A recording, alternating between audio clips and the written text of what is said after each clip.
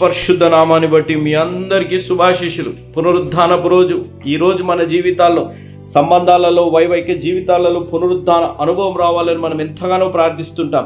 ఆ పునరుద్ధాన అనుభవంలోకి మనం నడిపింపబడాలి అనంటే ఈ రక్షణ సువార్త విని రక్షణ పొందాలి. ఇంత గొప్ప అవకాశాన్ని సద్వినియోగం చేసుకొని కోట్లాది ప్రజలు ఈ రక్షణ సువార్త వినేటట్టు వారు వెళ్ళలేకపోయినా వెళ్ళేలాంటి యేసు అనుచర పరిచర్యను ప్రోత్సహించి బలపరిచిన మా ప్రియులు, మా ఆప్తులు, నాకు తల్లిదండ్రులు సమానులైన వై శేఖర్ బాబు గారు, రాజ్యలక్ష్మి గారు, వారికి ఇచ్చిన 2 బిడ్డలు, నా ఆత్మీయ చెల్లె, ఆత్మీయ తమ్ముడైన స్రవంతి, సుమంత్ కొరికి ప్రత్యేకంగా ప్రార్థిస్తాం. ప్రేమ నమ్మకం కలిగిన మా ప్రియ పరలోకపు తండ్రి, జీవం కలిగిన మా దేవ, వై శేఖర్ బాబు అంకుల్ గారిని, రాజ్యలక్ష్మి ఆంటీ గారు, వారి పెదమీరం భీమవరం వాస్తవ్యులు, వారి 2 బిడ్డలు స్రవంతి, సుమంతి మీరు దీవించి ఆశీర్వదించండి. ప్రాముఖ్యంగా ప్రభువా, మీరు చేసిన వాగ్దానాలు ఎన్నడూ మీరు మర్చే దేవుడు కాదు. కానీ మనుషులుగా మేము మీకు చేసే వాగ్దానాలు మేము మర్చిపోతుంటాం. కానీ కుటుంబము తండ్రి, వారు ఏ మొక్కుబడి, ఏ వాగ్దానం అయితే మీకు చేశారో ఆ వాగ్దానానికి తగ్గట్టు వారి జీవితాలు ఇచ్చిన నూతన గృహాన్ని బట్టి మీకు స్తుతులు, స్తోత్రాలు. ఆ వాగ్దానం నెరవేరిందని కృతజ్ఞతగా ఈరోజు కోట్లాది ప్రజలు దేవుడు వాగ్దానం చేసిన దేవుడు నమ్మదగిన వాడని తెలుసుకునే ఆత్మీయ అనుభవంలోకి నడిపించినందుకు మీకు స్తుతులు, స్తోత్రాలు ప్రభువా. మనిషి వాగ్దానం చేసి నెరవేరిస్తే దేవుడు ఎంత గొప్ప రీతిలో ఆశీర్వదిస్తారనే ఆత్మీయ అనుభవంలోకి నడిపించే అవకాశాన్ని ఈ రక్షణ సువార్త విని రక్షణ పొందేటట్టు చేసినందుకు వై శేఖర్ బాబు అంకుల్ గారిని, రాజ్యలక్ష్మి ఆంటీ గారిని, వారి బిడ్డలు స్రవంతి, ఆ బిడ్డ యొక్క వివాహం కొరికి, సుమంత్ చదువు MBBS చదువుతున్నాడు. నాకు వ్యక్తిగత ఆశ ప్రభువా, స్రవంతికి లోతైన రక్షణ కలిగిన ఒక మంచి జీవిత భాగస్వామి రావాలని, డాక్టర్ సుమంత్ ప్రభా ఒక మిషనరీ డాక్టర్ కావాలని మా ప్రార్థన. ప్రభా మీ మా ప్రార్థన ఆలకించి నెరవేర్చమని, వారికి ఇచ్చిన నూతన గృహం ఎల్లప్పుడూ శాంతి, సమాధాన, సంతోషంతో నుండిలాగా మీరు దీవించి ఆశీర్వదించమని మేము బ్రతిమలాడుతున్నాం తండ్రి. ఈ కుటుంబానికి, అదేవిధంగా ఈ వాక్యం వింటున్న ప్రతి బిడ్డకి, ఈరోజు ఈ వాక్యం విని రక్షణ తీర్మానం తీసుకోబోతున్న బిడ్డలకి మీ ద్వారా ప్రేరేపింపబడి ఇస్తున్న వాగ్దానము, ఆజ్ఞ, సూక్తి తండ్రి, యెహోవా నీకు ఆధారమగును, నీ కాలు చిక్కుబడుకున్నట్లు ఆయన నిన్ను కాపాడును. సామెతల గ్రంథం 3వ అధ్యాయం 26వ వచనం. ఆజ్ఞ, ఆకస్మికముగా భయము కలిగినప్పుడు నీవు భయపడవద్దు. సామెతల గ్రంథం 3వ అధ్యాయం 25వ వచనం. సూక్తి, ఆదర్శ పరిస్థితులపై ఆధారపడి ఆనందించే వ్యక్తి చాలా సమయము దుర్భరంగా ఉంటాడు. The person whose happiness depends on ideal circumstances is going to be miserable much of the time. తండ్రి, ఈ సూక్తి మా జీవితాల ఆత్మీయ మేల్కొల్పు తెచ్చి ఈ ఆజ్ఞానుసారంగా జీవించి ఈ వాగ్దానం మా జీవితాల్లో మేము స్వతంత్రించుకునే అనుభవంలోకి నన్ను మమ్మల్ని నడిపించి బలపరిచి దీవించుమని యేసు నామమున అడిగి వేడుకుంటున్నాము తండ్రి, ఆమేన్. అదేవిధంగా తండ్రి, నా మానవుని జీవితాల్లో బర్త్డే అనగానే పార్టీలు చేసుకోవచ్చు, ఏదైనా చేసుకోవచ్చు. కానీ ఈ కుటుంబం ప్రభా, అమ్మగారు రాణి గారు, వైఫ్ ఆఫ్ లేట్ శంకర్రావు గారు, వారి కుమారుడు శ్యామ్ కుమార్ US ఉన్నప్పటికీ ప్రభా బర్త్డే జరుపుకునే అవకాశం, ఏదైనా చేసే అవకాశం ఉన్నప్పటికీ తన కుమారుడు జన్మించిన రోజు అనేకులు ఆత్మీయ జన్మ తీసుకోవాలని ఒక సదుద్దేశంతో చేసిన ఈ సహాయాన్ని బట్టి అమ్మగారి కొరకు ప్రత్యేకంగా ప్రార్థిస్తాం. ప్రేమ నమ్మకం కలిగిన మా ప్రియ పరలోకపు తండ్రి, జీవం కలిగిన మా దేవ, మీ పరిశుద్ధ పాదాల దగ్గరికి ప్రభా రాణి ఆంటీ గారిని తీసుకొని వస్తున్నాం. అమ్మగారిని మీరు జ్ఞాపకం చేసుకోండి. అమ్మగారికి ఉన్న ప్రతి బలహీనతల నుంచి విడుదల దయచేసి మంచి ఆయుష్ని, ఆరోగ్యాన్ని, ఆశీర్వాదాన్ని అనుగ్రహించునుగాక. అమ్మగారికి ఇచ్చిన సదుద్దేశాన్ని బట్టి మీకు స్తుతులు, స్తోత్రాలు. తన కుమారుడు జరుపుకున్న బర్త్డే సందర్భంగా ఒక్క ఆత్మైన ఈరోజు రక్షణ పొందే అవకాశాన్ని అనుగ్రహించమని మేము వేడుకుంటున్నాం తండ్రి. కుటుంబానికి, అదేవిధంగా ఈ వాక్యం వింటున్న ప్రతి బిడ్డకి, ఈ వాక్యం విని ప్రభా రక్షణ తీర్మానం తీసుకోబోతున్న బిడ్డలకి మీ ద్వారా ప్రేరేపింపబడి ఇస్తున్న వాగ్దానము, ఆజ్ఞ, సూక్తి తండ్రి, యెహోవా నీకు ఆధారమగును, నీ కాలు చిక్కుబడుకున్నట్లు ఆయన నిన్ను కాపాడును. సామెతల గ్రంథం 3వ అధ్యాయం 26వ వచనం. ఆజ్ఞ, ఆకస్మికంగా భయం కలిగినప్పుడు నీవు భయపడవద్దు. సామెతల గ్రంథం 3వ అధ్యాయం 25వ వచనం. సూక్తి తండ్రి, ఆదర్శ పరిస్థితులపై ఆధారపడి ఆనందించే వ్యక్తి చాలా సమయము దుర్భరంగా ఉంటాడు. The person whose happiness depends on idle circumstances is going to be miserable much of the time. తండ్రి, ఈ సూక్తి మా జీవితాల ఆత్మీయ మేల్కొల్పు తెచ్చి ఈ ఆజ్ఞానుసారంగా మేము జీవించి ఈ వాగ్దానం మేము స్వతంత్రించుకు అనుభవంలోకి ప్రతి బిడ్డని, ప్రాముఖ్యంగా ఈరోజు ఈ వాక్యం విని రక్షణ తీర్మానం తీసుకోబోతున్న బిడ్డలకి, అదేవిధంగా ఈ కుటుంబానికి ప్రభా అమ్మగారు రాణి గారికి, వారి కుమారుడు శ్యామ్ కుమార్ గారికి, వారి కుటుంబంలో ఉన్న ప్రతి బిడ్డకి ఈ వాగ్దానం స్వతంత్రించుకునే ఆత్మీయ అనుభవంలోకి నడిపించి బలపరిచి దీవించుమని యేసు నామమున అడిగి వేడుకుంటున్నాం తండ్రి, ఆమేన్. యెఫ్తా తిరస్కరింపబడ్డాడు. ఎవరో చేసిన నిర్ణయాలు, ఎవరో చేసిన పనులకి ఆయన శిక్ష అనుభవించే పరిస్థితి వచ్చినప్పటికీ, అల్లరి మూకతోని యెఫ్తా ఉన్నప్పటికీ కూడా యెఫ్తా దేవుణ్ణి వదలలేదు అనేది మనం గ్రహించాలి. యెఫ్తా దేవుణ్ణి వదలకుండా జీవించాడు. యెఫ్తా అంటున్న మాట, దేవుడు నాకు విజయాన్ని అందిస్తే మీరు అలాగున చెయ్యరుగా అనగా అక్కడ పెద్దలన్న మాట, దేవుడే మాకు, యెహోవాయే మనకి సాక్షి అనే మాట ఇక్కడ గమనించాలి. ఈరోజు ఇక్కడ ఉన్నవారు మన జీవితాల్లో ఎవరో చేసిన తప్పుకి మనం శిక్ష అనుభవిస్తున్నాం, ఎవరో తీసుకున్న నిర్ణయాలకి మనం శిక్ష అనుభవిస్తున్నాం. మన సొంత కుటుంబంలో మనం తిరస్కరింపబడ్డ వారంగా ఉండొచ్చు, సొంత కుటుంబంలో మనం పనికిరాని వారంగా వారి జీవితాల్లో మనం ఉంటుండొచ్చు. కానీ తిరస్కరింపబడ్డ లోకంకి, పనికిరాని వారుగా ఉన్న కుటుంబ సభ్యులకి దేవుడికి అవసరమే ఉన్నారు అనేది మనం గ్రహించాలి. అమోనీల్ని ఎదిరించాలి, అమోనీలపై విజయం అందుకోవాలి. ఎవరు కావాలి అనగా యెఫ్తానే కావాలి అనే మాట అక్కడ రాయబడ్డట్టు మనం గమనించాలి. యెఫ్తా ద్వారా దేవుడు అక్కడ విజయాన్ని ఇచ్చారు. కానీ యెఫ్తాలో ఉన్న గొప్ప లక్షణం, మనుషులు దూరం చేసిన, మనుషులు తిరస్కరించిన, యెఫ్తా మాత్రం దేవుణ్ణి వదలకుండా జీవించాడు. హల్లెలూయా. మనం గమనించాలి, ఇక్కడ రాయబడ్డ మాటను గమనిస్తే 9వ వచనంలో if the lord gives me victory అనే మాట ఇక్కడ రాయబడింది. యెహోవా దేవుడు నాకు విజయం అందిస్తే మీరు అలాగూ చేస్తారా అనే మాట ఇక్కడ గమనించారు. మీరు 14వ వచనం నుంచి 27వ వచనం వరకు కానీ కూడా మీరు గమనిస్తే యెఫ్తా అంత పరిశుద్ధ గ్రంథంలో ఉన్న మాటలే చెప్పాడు, పరిశుద్ధ గ్రంథంలో ఉన్న మాటలే చెప్పాడు. మీరు అక్కడ చివరి వచనాన్ని గమనిస్తే 27వ వచనాన్ని గమనించండి. 27వ వచనం, ఇట్లుండగా నేను నీ ఎడల తప్పు చేయలేదు గాని నీవు నా మీదకి యుద్ధమునకు వచ్చుట వలన నా ఎడల దోషము చేయుచున్నావు. న్యాయాధిపతి అయిన యెహోవా నేడు ఇశ్రాయేలీయులకును అమ్మోనీయులకును న్యాయము తీర్చునుగాక. న్యాయాధిపతి అయిన యెహోవా ఎవరంటున్నారు మాట? న్యాయాధిపతి అయిన యెహోవా, the Lord is my judge. ఈరోజు ఇక్కడ ఉన్న వారు మన జీవితాల్లో గమనించాలి. మన జీవితాల్లో తిరస్కరింపి అన్యాయం మన జీవితాల్లో చేయబడుతున్నప్పుడు, మన జీవితాల్లో లేనిపోని మాటలతో మనల్ని బాధ పెట్టే పరిస్థితులు ఉన్నప్పుడు, ఎవరో తీసుకున్న నిర్ణయాలు, ఎవరో చేసిన పనికి మనం శిక్ష అనుభవిస్తున్నప్పుడు, మన గతం మనల్ని వెంటాడే పరిస్థితులు ఉన్నప్పుడు, యెఫ్తా దేవుణ్ణి వదలకుండా యెఫ్తా అన్న మాట, యెహోవాయే నా న్యాయాధిపతి, the Lord is my judge అన్నట్టు ఈరోజు నీ నా జీవితాల్లో ఆ విశ్వాసము, ఆ నమ్మకం కలిగి జీవిస్తే దేవుడు నీ జీవితాల్లో కూడా విజయాన్ని అందించునుగాక. తిరస్కరింపబడ్డ దగ్గరే తలకి మూలరాయిగా దేవుడు నిన్ను చెయ్యునుగాక.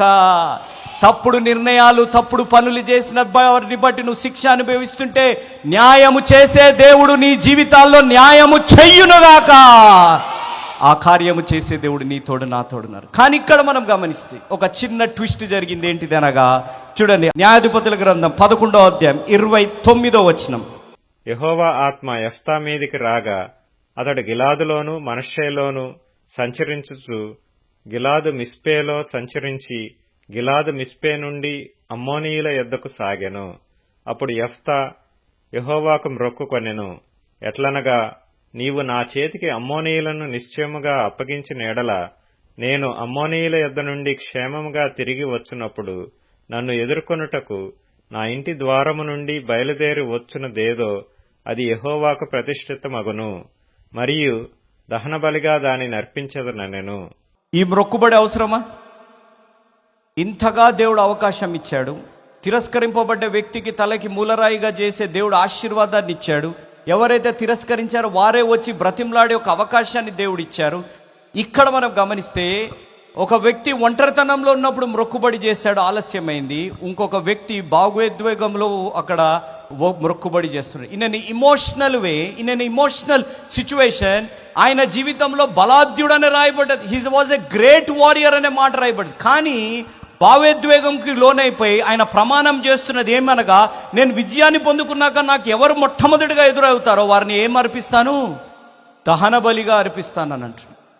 అక్కడ మనం చదివితే ఆయన విజయాన్ని పొందుకున్నాక మొట్టమొదటిగా యెఫ్తాకి ఎదురుగా వచ్చింది ఎవరనగా తన ఏకైక కుమార్తె. తను ఏకైక కుమార్తె వచ్చింది. యెఫ్తా జీవితంలో ఆ భావోద్వేగానికి లోనే అవసరమే లేదు. కానీ ఆ భావోద్వేగానికి, ఆ ఇమోషనల్ సిచ్యువేషన్లోకి వచ్చేసి, లేకపోతే ఎక్సైట్మెంట్లోకి వచ్చేసి ఆయన చేసిన ప్రమాణము, లేకపోతే ఆయన చేసిన వాగ్దానం, ఆయన చేసిన మ్రొక్కుబడి ఎదురుగా ఎవరు వస్తే వారిని నేను దహన బలిగా అర్పిస్తాను. ఈరోజు నీ నా జీవితాల్లో ఎంతో ఇమోషనల్గా మనం కూడా ప్రామిసెస్ చేస్తుంటాం. నేను నిన్ను విడవను, నువ్వే నా ప్రాణము, లేకపోతే నీ కొరకు నేను ఇది చేస్తాను, నీ కొరకు అది చేస్తాను. ఈ లోకంలో పెద్ద అబద్ధం ఏంటిదో తెలుసా? ఈ లోకంలో మనుషులు చెప్పే పెద్ద అబద్ధం ఏంటిదంటే, నీ బాధంతా నేను అర్థం చేసుకుంటాను, నేను నీ తోడు ఉంటానంటమే పెద్ద అబద్ధం. ఎందుకంటే మన బాధలు ఎవ్వడు ఉండడు, మన తోడు ఎవ్వడు ఉండడు. మన కష్టాలలో మన తోడుండేది మన బాధను అర్థం చేసుకునే దేవుడు తప్ప ఏ మనిషి కూడా మన బాధను అర్థం చేసుకోడు, మన తోడు ఉండడు. ఇక్కడ మన జీవితాలు గమనిస్తే దేవుడు అంత అవకాశం ఇచ్చినా ఇమోషనల్ అయిపోయి ఆయన వాగ్దానం ఇష్టం వచ్చినట్టు చేశారు. ఈరోజు చాలా మంది జీవితాల్లో ఇక్కడ ఇమోషనల్గా లేకపోతే భావోద్వేగానికి లోనైపోయి, అయ్యా నాకు మంచి రిజల్ట్స్ వస్తే నేను బాప్తిజం తీసుకుంటాను, నేను ఉద్యోగం వస్తే నేను ఇంత ఇస్తాను, లేకపోతే ఫలానా జరిగితే ఇది చేస్తాను అని అంటాము. కానీ మన జీవితాల్లో అది మనం నెరవేర్చాం. ఇక్కడ యెఫ్తా జీవితంలో గమనిస్తే యెఫ్తా చేసిన వాగ్దానాన్ని ఆయన నెరవేర్చాడు. కానీ బైబిల్ జ్ఞానుల పరంగా ఆయన దహన బలి అర్పించలేదు. ఆయన రోమాపత్రిక 12వ అధ్యాయం 1వ వచనం పరంగా సజీవ యాగంగా ఆయన తన కూతురునిచ్చారు. ఏకైక కుమార్తె, ఒక్కతే కుమార్తె. ఆ కుమార్తె కన్యకగానే ఉండిపోయేటట్టు ఆయన జీవితంలో ఉంచారు. ఎందుకు అనగా దేవుడికి దహన బలిలు బిడ్డల్ని, కుమారులను కానీ కుమార్తెలు కానీ ఇవ్వడము అసహ్యము అనే మాట బైబిల్లో రాయబడింది. ఈరోజు ఎవరైనా ఇక్కడ ఉన్నారా ఇమోషనల్గా లేకపోతే మనం ఒక ఇమోషనల్ సిచ్యువేషన్లో ఉండి, లేకపోతే ఒక ఇమ్మెచ్యూరిటీలో మనం బ్రతుకుతూ లేనిపోని వాగ్దానాలు చేసేసి లేనిపోని వాటి సిచ్యువేషన్స్లోకి మనం వెళ్ళిపోయి కష్టాలు తెచ్చుకునే పరిస్థితుల్లో మనం జీవిస్తున్నామా? వీడు అప్పు తీర్చకపోతే నేను తీరుస్తానులే అనే మాటలు మాట్లాడతాం, వీరు నిలబడకపోతే నేను నీతో ఉంటానులే అనే మాటలు మాట్లాడడం, ఎవరు మీ తోడు లేకపోయినా నేను దగ్గరుండి మీ పెళ్లి చేస్తానులే అనే మాటలు మాట్లాడడం, ఇవన్నీ ఇమోషనల్గా ఫ్రెండ్షిప్స్లో, రిలేషన్షిప్స్లో మనం చేసి చివరికి కష్టాలు పాలయ్యేది మనమే. మేము టీవీలో మాట్లాడే పరిస్థితుల్లో ఉన్నప్పుడు ఎంతోమంది భారతదేశం నుంచి ఎంతోమంది ఫోన్లు చేసి, అయ్యా లేనిపోని పెళ్లిలో తలబెట్టాం, ఈరోజు మేము జైలు పాలయ్యాం, నా కుమారుడు నా కూతురు ఉట్టిగా అక్కడ నిలబడ్డారు, వారిని జైలుకి తీసుకెళ్ళిపోయారు, వారని కేవలం ఏదో పెళ్లిలో సాక్షి సంతకం పెట్టాను, నన్ను తీసుకొని జైల్లో వేసేశారు అనే విధంగా వింటాం. ఈరోజు నా జీవితాల్లో ఏ ఇమోషనల్ సిచ్యువేషన్లో మనము ప్రమాణము కానీ మొక్కుబడి కానీ చెయ్యకూడదు, ఏదైతే మనం నెరవేర్చలేమో అనేది మనం గ్రహించాలి. యెఫ్తా అనుకుంటే ఏ విధంగా అయితే సౌలు ప్రమాణం చేశాడు, ఎవరైనా ఆహారాన్ని తింటే వారిని చంపేయండి అని చెప్పాను అన్నారు. సౌలు అనుకుంటే యోనతాన్ని కూడా చంపివేయచ్చు. కానీ అక్కడ సైనికులు వచ్చారు, కొంత డబ్బు చెల్లించి, ఒక వెసులుబాటు ఉన్నప్పుడు ఆ డబ్బు చెల్లించి యోనతాన్ని తప్పించే పరిస్థితి అక్కడ మనం గమనించగలుగుతాం. కానీ మన జీవితాల్లో నేను చెప్పే మాట, మనం దేవుడికి ప్రమాణం చేసేటప్పుడు చాలా జాగ్రత్తగా ఉండాలి. మనం చేసేది ఏ విధంగా ఉంది అనేది గమనించాలి. ప్రసంగి గ్రంథం 5వ అధ్యాయం 4-5 వచనాలు. నీవు దేవునికి మొక్కుబడి చేసుకొనిన ఎడల దానిని చెల్లించుటకు ఆలస్యం చేయకుము. బుద్ధిహీనుల యందు ఆయనకిష్టము లేదు. నీవు మొక్కుకొనిన దానిని చెల్లించుము. నీవు మొక్కుకొని చెల్లింపుకొనుట కంటే మొక్కుకొనుకొనుటయే మేలు. మొక్కుకొనుట కంటే మేలు. నువ్వు మొక్కుకొని చెల్లించకపోయేదానికంటే నువ్వు మొక్కుకుంటా ఉండటమే మేలు అనే విధంగా ఇక్కడ రాయబడ్డట్టు మనం గమనించగలం. ఈరోజు నేను చెప్పే మాట, మన జీవితాల్లో మనం బహిరంగంగా వాగ్దానాలు చేయకపోయినా అంతరంగంగా మనం వాగ్దానాలు చేసిన దేవుడు వింటున్నారు అనేది మన జీవితాల్లో గ్రహించాలి. ఎందుకు ఈ మాట నేను అంటున్నానంటే, సమూయేలు గారు రాసిన మొదటి గ్రంథం 1వ అధ్యాయం. హన్నా తనకు ప్రియముగానున్నందున ఆమెకు 2 పాళ్లు ఇచ్చుచూ వచ్చెను. యెహోవా ఆమెకు సంతు లేకుండా చేసెను. యెహోవా ఆమెకు సంతు లేకుండా చేసియున్న హేతువును బట్టి ఆమె వైరియగు పెనిన్న ఆమెను విసికించుటకై ఆమెకు కోపము పుట్టించుచూ వచ్చెను. ఎల్కానా ఆమెకు ఏటేటా ఆ రీతిగా చేయుచూ నుండగా హన్నా యెహోవా మందిరమునకు పోవునప్పుడెల్లా అది ఆమెకు కోపము పుట్టించెను. గనుక ఆమె భోజనము చేయక ఏడ్చుచూ వచ్చెను. ఆమె పెనిమిటి అయిన ఎల్కానా, హన్నా నీవెందుకు ఏడ్చుచున్నావు? నీవు భోజనము మానుట ఎలా? నీకు మనోవిచారమెందుకు కలిగినది? 10 మంది కుమారుల కంటే నేను నీకు విశేషమైన వాడను కానా అని ఆమెతో చెప్పుచూ వచ్చెను. వారు షిలోహులో అన్నపానములు పుచ్చుకొనిన తరువాత హన్నా లేచి యాజకుడైన ఏలీ మందిర స్తంభము దగ్గరనున్న ఆసనము మీద కూర్చుని ఉండగా బహు దుఃఖాక్రాంతురాలై వచ్చి యెహోవా సన్నిధిని ప్రార్థన చేయుచు బహుగా ఏడ్చుచు, సైన్యములకధిపతియగు యెహోవా, నీ సేవకురాలనైన నాకు కలిగియున్న శ్రమను చూచి నీ సేవకురాలనైన నన్ను మరువక జ్ఞాపకము చేసుకొని నీ సేవకురాలనైన నాకు మగపిల్లను దయచేసిన ఎడల వాని తలమీదికి క్షౌరపు కత్తి ఎన్నటికీ రానియక వాడు బ్రతుకు దినములన్నిటినూ నేను వానిని యెహోవా వగు నీకు అప్పగింతునని మ్రొక్కుబడి చేసుకొనెను. అప్పగింతునని బ్రొక్కుబడి చేసుకొని. ఇప్పుడు మనం గమనించాలి, ఒక ఆయన ఒంటరితనంలో వాగ్దానం చేశారు, ఇంకొక అతనేమో భాగవేద్వేగంలో వాగ్దానం చేశారు, ఇంకొక ఆమె ఏమో నిరాశ నిస్పృహ కన్నీటిలో ఉన్న పరిస్థితిలో వాగ్దానం చేసి ఆమె దుఃఖాక్రాంతులయ్యింది. తన జీవితంలో ఎంతో బాధ. హన్నా జీవితంలో గమనిస్తే దేవుడు తన గర్భాన్ని మూసెను అనే మాట రాయబడింది. అక్కడ ఇంకొక స్త్రీ తన కుటుంబంలో ఉంది. ఇలాంటి పరిస్థితులు తన జీవితాల్లో ఉన్నప్పుడు హన్నా జీవితంలో మీరు ప్రాముఖ్యంగా గమనిస్తే అనేక మార్లు చెప్పిన మాట, హన్నా జీవితంలో గమనిస్తే తాను దేవుడి సన్నిధికి వెళ్లకుండా మానలేదు. తన జీవితంలో ఎంత దుఃఖం వచ్చినా, తన జీవితంలో ఎంత కన్నీరు వచ్చినా తన నోరు మాత్రం ఎప్పుడు కూడా పెనిన్నా మీద లేకపోతే ఎల్కానాపై లేవనెత్తకుండా తన నోరు మెదిపింది అనంటే కేవలం దేవుడి సన్నిధిలోనే తన నోరు మెదిపింది. మనుషుల వైపు కానీ, భర్త వైపు కానీ, అక్కడున్న పరిస్థితుల వైపు కానీ, నువ్వు ఇలాంటి వాడివి అలాంటి వాడివి, నువ్వు ఇలాంటి దానివి అలాంటి దానివి అనకుండా కేవలం దేవుడి సన్నిధిలోనే తను నోరు తెరిచినట్టు మనం గమనించాలి.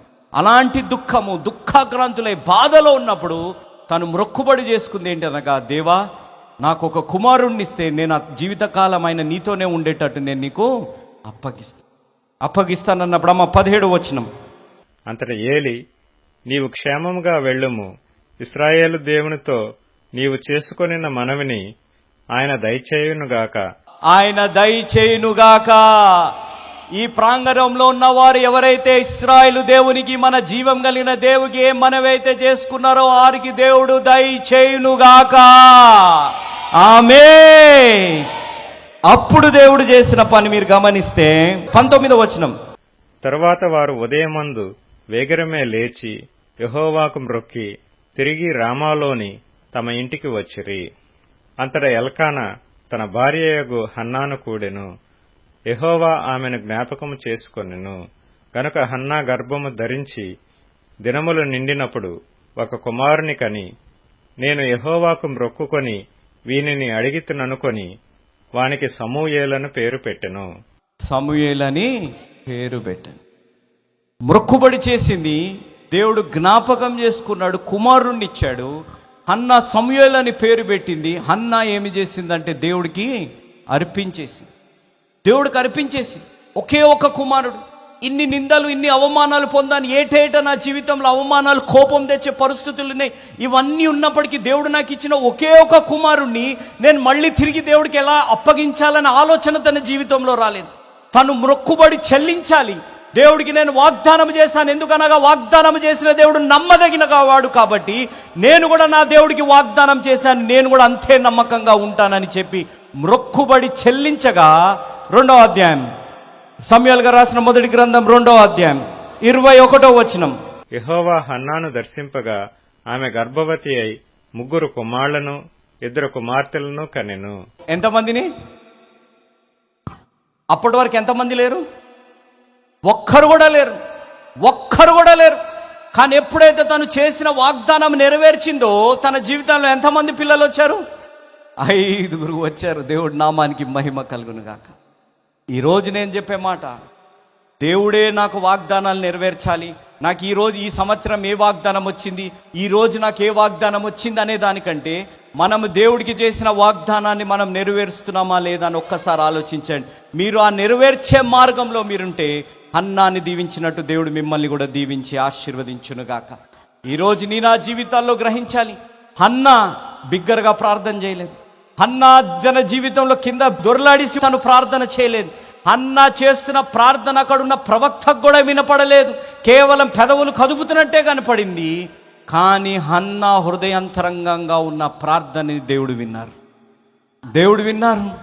ఈరోజు నీ జీవితాల్లో ఇక్కడున్న వారు మనం బిగ్గరగా ప్రార్థన చేస్తే ఎవరేమనుకుంటారో అని అనుకోవచ్చు, మనం బహిరంగంగా ప్రార్థన చేస్తే ఎవరేమనుకుంటారో అనుకోవచ్చు, మనం కన్నీరుతో కలిసి ప్రార్థన చేస్తే ఎవరేమని అనుకుంటుండవచ్చు అని మనం బాధపడుతుండవచ్చు. కానీ నీ హృదయాంతరంగాన్ని ఎరిగిన దేవుడు ఈరోజు నీ ప్రార్థనను వింటున్నారు, నీ ఆవేదనను వింటున్నారు. నువ్వు బిగ్గరగా పలకకపోయినా, నువ్వు బిగ్గరగా చెప్పకపోయినా దేవుడు నీ ప్రార్థన వింటున్నారు. నువ్వు ఏ మొక్కుబడైతే చేసావో, ఏ వాగ్దానం అయితే దేవుడికి చేసావో అది నువ్వు నెరవేర్చు. దేవుడు నిన్ను హన్నాన్ని దీవించినట్టు దీవించునుగాక. హన్నా కేవలం కుటుంబం కొరకు ఆలోచించింది. అయ్యా నా గర్భఫలం లేదు, అయ్యా పెనిన్నాకి బిడ్డలు పుడుతున్నారు, అయ్యా పెనిన్న నన్ను వేదన ఇస్తుంది, వెలిన నన్ను అవమానిస్తుంది అనే విధంగా హన్నా కుటుంబం కొరకు ఆలోచిస్తే, హన్నా నువ్వు కుటుంబం కొరకే ఆలోచిస్తున్నావు, కానీ నీ గర్భం నుంచి వచ్చేవాడు దేశానికి ఆశీర్వాదకరంగా ఉంటాడు.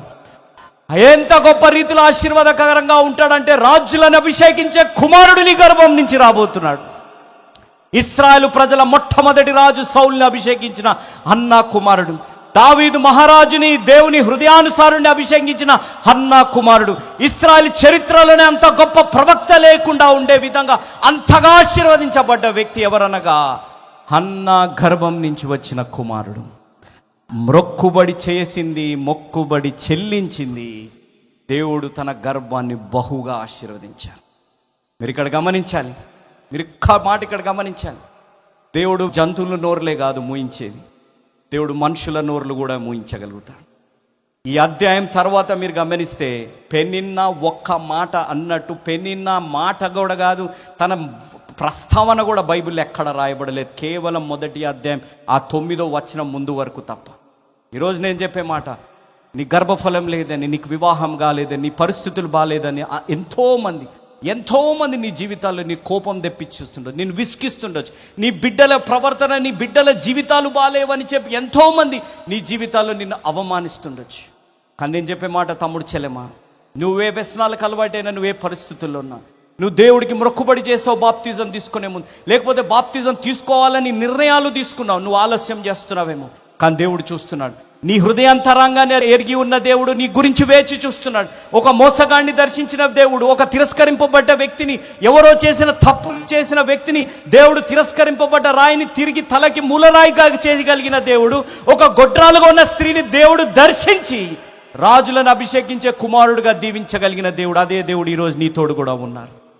నువ్వు ఎంత ఒంటరితనంలో ఉన్నా ఆయన నీ తోడై ఉన్నారు. నువ్వు ఎంత భయపడే పరిస్థితుల్లోనైనా నిన్ను సంరక్షించే దేవుడుగా ఉన్నారు. నువ్వెంత బలహీనులుగా ఉన్నా, నువ్వెంత పేదరికంలో ఉన్నా, నువ్వెంత అప్పుల బాధలో ఉన్నా, నిన్ను సహాయము చేసి నిన్ను ఆశీర్వదించే దేవుడు ఉన్నాడు. నువ్వు తిరస్కరింపబడ్డావేమో, నిన్ను అంగీకరించే దేవుడు ఉన్నాడు. ఎవరో చేసిన తప్పులకి నువ్వు బాధపడుతున్నావు, ఎవరో తీసుకున్న నిర్ణయాలకి నువ్వు హింసింపబడుతున్నావేమో, కానీ నిన్ను కాపాడే దేవుడు ఉన్నాడు. నీ జీవితాల్లో ఫలించరాని జీవితాన్ని నువ్వు జీవిస్తుంటే ఫలించేటట్టు చేయగలిగిన దేవుడు నీ తోడున్నారు.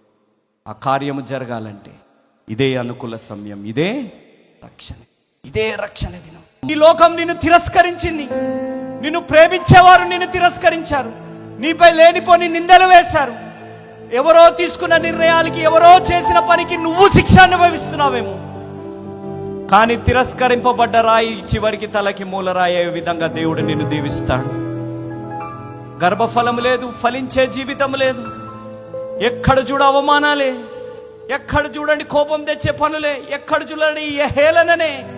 ఎంత సంఘానికి వచ్చినా నా గర్భం ఫలించట్లేదని హన్నా మనుషుల దగ్గరికి వెళ్ళలేదు. అమ్మా, హన్నా కేవలం దేవుడి సన్నిధిలోనే నోరు తెరిచింది.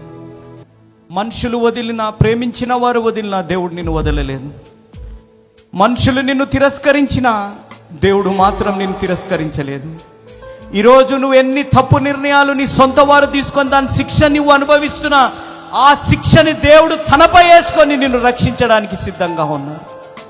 నీ భారాన్ని మోసే దేవుడు, నీ కొరకు చింతించే దేవుడు నీ కొరకు వేచి చూస్తున్నాడమ్మా. నువ్వు అవమానాలు పొందుతున్నావా? నీ జీవితంలో నీ బాధ ఉందా? ఫలించరాని జీవితం జీవిస్తున్నావా? ఎంత చేసినా నా జీవితంలో ఒక సక్సెస్ రావట్లేదని బాధపడే పరిస్థితులు ఉన్నావేమో. కనొక్కటి గుర్తుపెట్టుకో, వాగ్దానము చేసిన దేవుడు నమ్మదగినవాడు. ఆయన సన్నిధిని తోడుంచుతాడు, ఆయన నీకు సహాయము చేస్తాడు, ఆయన నిన్ను సంరక్షిస్తాడు. యాకోబుతోని ఆయన సన్నిధిని ఉంచాడు, యాకోబుకి సహాయము చేశాడు, యాకోబుని సంరక్షించిన దేవుడు ఈరోజు నిన్ను కూడా దీవించాలని ఆశ కలిగి ఉన్నాడు. తమ్ముడు, ఒక్కసారి ఆలోచించు. ఆరోగ్యం ఉందని నువ్వు విచ్చలవిడిగా జీవిస్తున్నావేమో, కానీ నీ అనారోగ్యంలో నీ తోడుండేది నీ దేవుడే. ఆయన స్వస్థపరచు దేవుడమ్మా. ఈరోజు ఎంతమంది ఇక్కడ మోసపోయిన వారు ఉన్నారు, ఎంతమంది జీవితాల్లో విరిగి నలిగిపోయిన పరిస్థితులు ఉన్నాయి, ఎంతమంది జీవితాల్లో మొదటి ప్రేమని కోల్పోయిన వారు ఉన్నారు, ఎంతమంది జీవితాల్లో తిరస్కరింపబడ్డ వారు ఉన్నారు. కానీ అలాంటి వారి మధ్య దేవుడు ఉండి వారిని ప్రేమించే దేవుడుగా ఉన్నాడు. ఈరోజు ఆ దేవుడు నిన్ను ప్రేమిస్తున్నాడమ్మా. మేము చేసిన వాగ్దానాలు బాప్తిజం తీసుకున్నప్పుడు, మేము చేసిన ప్రమాణాలు వివాహము చేసుకున్నప్పుడు ప్రభువా నెరవేర్చకపోయినా మమ్మల్ని ప్రేమిస్తూ అవకాశం ఇచ్చే దేవుడుగా ఉన్నందుకు ఎంతో వందనాలు ప్రభువా. మమ్మల్ని తిరస్కరించేవారు మా సొంత వారే ప్రభువా, కానీ మీరు మమ్మల్ని అంగీకరించే వారంగా ఉన్నందుకు ఎంతో వందనాలు చెల్లించుకుంటున్నాం. ఎవరో చేసిన తప్పుకి, ఎవరో తీసుకున్న నిర్ణయాలకి శిక్ష మేము అనుభవించే పరిస్థితుల్లో ఉన్నా ప్రభువా, మీరు మా తోడుండి తిరస్కరింపబడ్డ వారే చివరికి తలకి మూలరాయే విధంగా చేసిన గొప్ప దేవుడివి తండ్రి. ప్రభువా, ఈరోజు మీ స్వరాన్ని మేము వినలేకపోతున్నాము. ఎవరో ప్రభావితంలో ఉన్నాము ప్రభువా, వ్యసనాలు ప్రభావితంలో ఉన్నాము ప్రభువా, మనుషుల ప్రభావితంలో ఉన్నామేమో తండ్రి. ప్రభువా, మీ స్వరం వినే ఆత్మీయ అనుభవంలోకి నడిపించమని బ్రతిమలాడుతున్నాము ప్రభువా. గర్భఫలము లేక ఫలించరాని జీవితాన్ని జీవించక ప్రభువా, తన జీవితాల్లో ప్రభువా అవమానాలు పొందుతుంది ప్రభువా. తన జీవితంలో ప్రభువా విసిగిపోయే పరిస్థితి, కృంగిపోయే పరిస్థితి, కన్నీరు కార్చే పరిస్థితులు వచ్చినప్పుడు తను మ్రొక్కుబడి చేసింది, నెరవేర్చింది తండ్రి. తనను బహుగా ఆశీర్వదించారు ప్రభువా. ఈరోజు ఏ బిడ్డలైతే ఫలించరాని జీవితాన్ని జీవిస్తూ బాధపడుతున్నారో ప్రభువా, వారు చేసిన వాగ్దానాన్ని నెరవేర్చే అనుభవంలోకి వారిని నడిపించి, హన్నాను దీవించినట్టు వారిని కూడా మీరు దీవించమని బ్రతిమలాడుతున్నాము ప్రభువా. మీరు సహాయపడండి ప్రభువా. రాజులను అభిషేకించే కుమారుడు ద్వారా మీరు దీవించినట్టు ప్రభువా, గర్భఫలం లేని బిడ్డలకి ఆ విధంగా దీవింపబడునుగాక ప్రభువా. వారి జీవితాల్లో వైఫల్యం ఉంటే వారి జీవితాల్లో ప్రభువా సక్సెస్ రానుగాక ప్రభువా.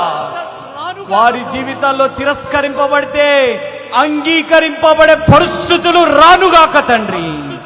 సరైన న్యాయం తీర్చే దేవుడు వారి జీవితాల్లో న్యాయం తీర్చునుగాక ప్రభువా. ఒంటరితనంలో ఉన్న వారి జీవితంలో దేవుడు తోడై ఉన్నారనే ఆత్మీయ అనుభవంలోకి ప్రతి బిడ్డ నడిపింపబడునుగాక తండ్రి. మీరు సహాయపడతారని ఏ బిడ్డలైతే ప్రభువా నిలబడ్డారో వారి కన్నీరుని ఆనందంగా మార్చబడునుగాక ప్రభువా. వారి ఒంటరితనం తొలగిపోయి వారి జీవితంలో కోరుకున్న ప్రతి ప్రార్థన, చేస్తున్న ప్రతి ప్రార్థన నెరవేరబడునుగాక ప్రభువా. మీరు సహాయపడి బలపరిచి నడిపించుమని వేడుకుంటూ యేసు నామం అడిగి వేడుకుంటున్నాము తండ్రి. ఆమేన్, ఆమేన్, ఆమేన్. చివరిగా ఒకటే మాట, వాగ్దానము చేసిన దేవుడు నమ్మదగిన వాడు. దేవుడు చేసిన వాగ్దానం మీ జీవితాల్లో నెరవేరబడునుగాక. ఆమేన్. Praise the Lord. మీ ముందుకు రావడానికి ఒక ప్రాముఖ్యమైన కారణం, మేము ఈ టీవీ పరిచర్యని ఎందుకు ప్రారంభించాం, ప్రాముఖ్యంగా తండ్రి అయిన నాన్నగారు, కీర్తిశేషులైన నాన్నగారు జోషన్న గారు ఎందుకు ప్రారంభించారు అనేది వారి మాటల్లోనే విందాం. ఈ కార్యక్రమాన్ని నిర్వహించడానికి నేను ఎంతో ధైర్యం చేశాను అనే విషయాన్ని జ్ఞాపకం చేస్తున్నాను. డబ్బుండి కార్యక్రమాన్ని ప్రారంభించలేదు. నన్ను రక్షించి ఇంతవరకు పిలిచిన ప్రభు ఉన్నారు అని, తదుపరి విశ్వాసులైన మీరు ఉన్నారు అనే ధైర్యంతో ఈ కార్యక్రమాన్ని కొనసాగిస్తున్నాం. విన్నారు కదా, నాన్నగారు ఏ ధైర్యమైతే వారు చేసి టీవీ కార్యక్రమాలని ప్రారంభించారు. మన రక్షకుడైన యేసు ఉన్నారని, విశ్వాసులైన మీరు ఉన్నారనే ధైర్యంతోనే ఈ టీవీ కార్యక్రమాలని మేము కొనసాగిస్తున్నాం గత సంవత్సరాలుగా. ఇక ముందు కూడా మేము కొనసాగించాలి అని అంటే మీలో విశ్వాసులైన మీరు, ప్రేరేపింపబడ్డ వారు మీరు, వచనం వెంబడి వచ్చిన ధ్యానాలు జోషన్న గారివి, పాయింట్ వైజ్ ధ్యానాలు జాన్ స్పర్జన్ గారివి, హీరోస్ ఆఫ్ ది బైబిల్ అనే సిరీస్ ధ్యానాలు భక్త్ సింగ్ నావి కొనసాగేటట్టు మీరు ప్రేరేపింపబడితే, మీరు సహాయం చేసి మీరు నేరుగా నాతోని మాట్లాడవచ్చు. నాతో మాట్లాడి మాకు సహాయం చేయాలనేది నా మనవి. కాబట్టి మీరందరూ ఏ భారమైతే, సేవా భారమైతే నాన్నగారు గత 40 సంవత్సరాలుగా ముందుకు కొనసాగించారు, ఇప్పుడు యవనస్తులమైన మా అన్నగారు జాన్ స్పర్జన్ గారు మాపై ఉంది. కాబట్టి మీరు కూడా ఏ విధంగా నాన్నగారిని అయితే ప్రోత్సహించారు, నాన్నగారిని ఆదరించారు, మమ్మల్ని కూడా ఆ విధంగానే ప్రోత్సహించి ఆదరిస్తారని నమ్ముచు సెలవు తీసుకుంటున్నాను. దేవుడు మిమ్మల్ని దీవించి ఆశీర్వదించునుగాక. ఆమేన్.